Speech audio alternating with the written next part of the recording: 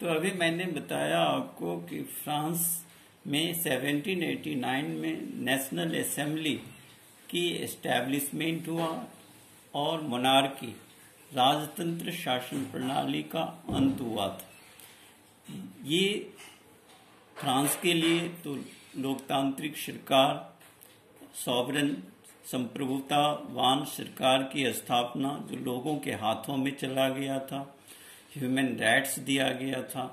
लेकिन उससे भी बड़ी बातें हुई थी कि वो अपने देशों में भी, अपने देश में भी और दुनिया के लिए भी 4 संदेश, 4 मैसेज दिया था जो इम्पॉर्टेंट है। पहला है लिबर्टी, दूसरा है इक्वलिटी, तीसरा है फ्रेटर्निटी और चौथा है नेशनलिज्म। आज यूरोप के सभी देश इन 4 बातों से काफी प्रभावित हुआ था। तो वो नेशनलिज्म के 4 तत्व जो फ्रांस में डेवलप हुआ, उस पर एक क्वेश्चन बनता है, what steps did the French revolution take to create a sense of collective identity among the French people.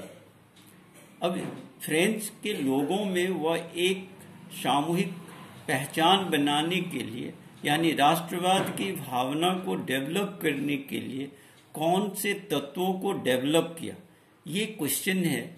और वह सीक्वेंस में मैं हर जो पेज है, हर पॉइंट जो रेफरेंस है, उसको मैं दिखाना चाह रहा हूं कि ये दूसरे पेज का क्वेश्चन है कि नेशनलिज्म डेवलपमेंट के लिए फ्रांस ने फ्रेंच लोगों में कौन सी भावना दिया था। पहला है ideas of La Patrick.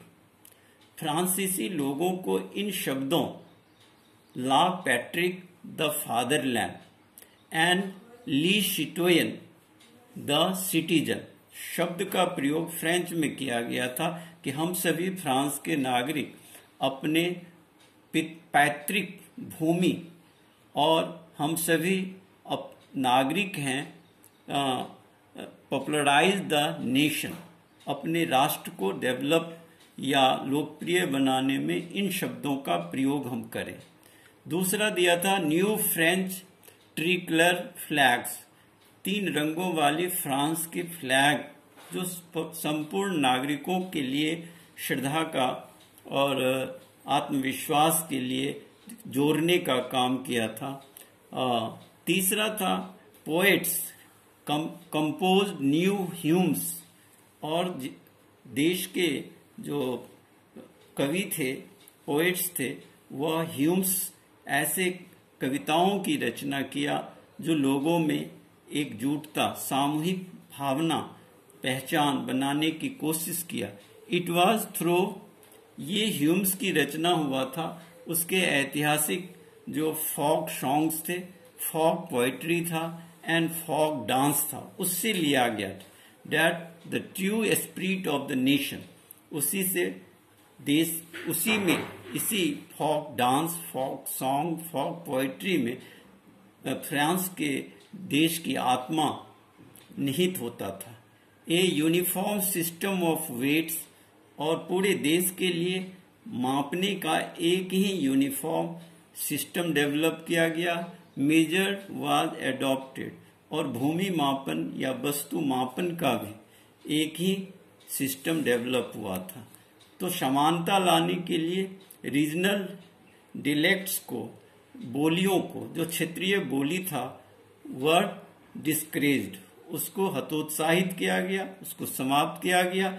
And French was adopted as a common language of the nation, और वह एक कॉमन लैंग्वेज के रूप में फ्रांसीसी भाषा को प्रमुखता दिया गया। तो ये था नेशनलिज्म को डेवलप करने के लिए जो क्राइटेरिया जो क्रिएट किया गया था फ्रांसीसियों के द्वारा, वो है। अब आगे देखेंगे what changes did Napoleon introduce to make the administrative system more efficient in the territories ruled by him।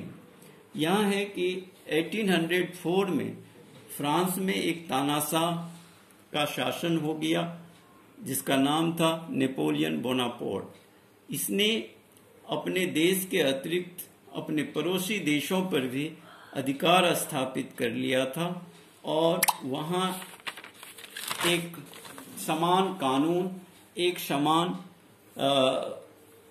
संहिता का निर्माण किया था, जिसके द्वारा वह पूरे यूरोप में एक रूपता लाने का प्रयास करता था। उसको हम कहते हैं नेपोलियन सिविल कोड।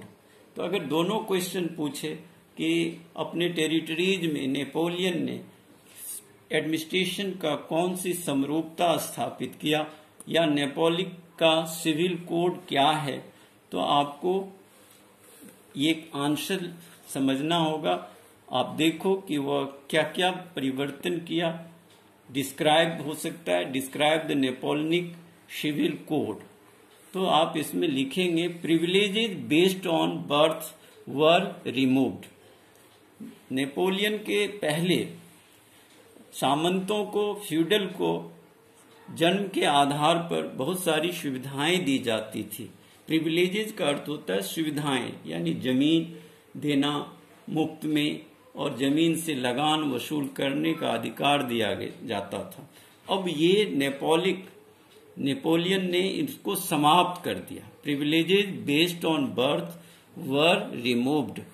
दूसरा था फ्यूडल सिस्टम वाज एबॉलिश्ड। सामंती शासन व्यवस्था को उसने खत्म कर दिया। And peasants were freed from serfdom and manorial dues. अब प्रेजेंट्स को किसी भी तरह का सेफरडम टैक्स को कहते हैं, वह जो फ्यूडल के द्वारा लिया जाता था, जो चर्च के द्वारा लिया जाता था, उसको मैनोरियल ड्यूज कहते थे।